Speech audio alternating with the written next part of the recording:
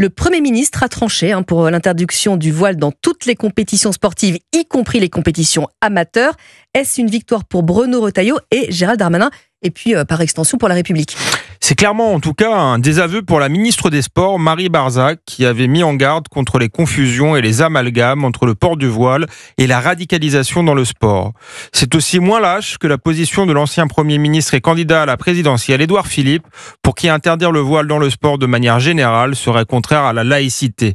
La loi va permettre de fixer un cadre unique, ce qui n'était pas le cas jusqu'ici, puisque le port du voile pouvait être interdit ou pas en compétition selon les différentes fédérations sportives. Comme pour le voile à l'école, il était souhaitable que l'État prenne ses responsabilités et ne laisse pas les différents acteurs du monde sportif démunis et seuls face à l'entrisme islamiste. S'il est adopté, le texte permettra également de diligenter une enquête administrative avant de délivrer une carte d'éducateur sportif.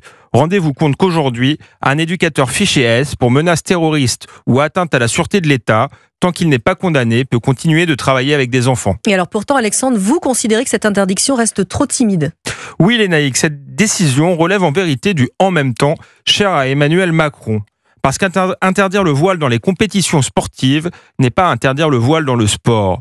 Le voile, mais aussi le hijab ou les camis pour les garçons, pourront continuer à être portés en dehors des compétitions, à l'entraînement notamment, et donc la majorité du temps.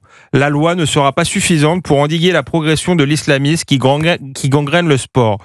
Les enquêtes officielles font état de 500 clubs confrontés à des dérives communautaristes et de 130 associations sportives à visée séparatiste. Si l'on se fonde sur les travaux de Médéric Chapiteau, cela pourrait être encore plus, en particulier dans le football et les sports de combat. Le sociologue et ancien fonctionnaire au ministère des Sports évoque des cas de clubs réservés aux femmes portant le hijab, d'éducateurs radicalisés, de prières dans les vestiaires. Il évoque aussi le phénomène encore méconnu de la hijama, c'est-à-dire de la prétendue médecine du prophète. À grands coups de préceptes religieux, des charlatans viennent désormais dans les clubs de foot ou de boxe appliquer leurs ventouses ou inciser les sportifs sous prétexte de purifier leur sang. Le sport est un nouveau champ de bataille culturel pour les islamistes, comme on l'a encore vu samedi dernier avec l'interruption d'un match de football de Ligue 1 pour permettre à des joueurs musulmans de rompre le jeûne. Et alors dès lors, Alexandre, est-ce qu'il fallait interdire totalement le voile dans le sport? Dans l'absolu, oui.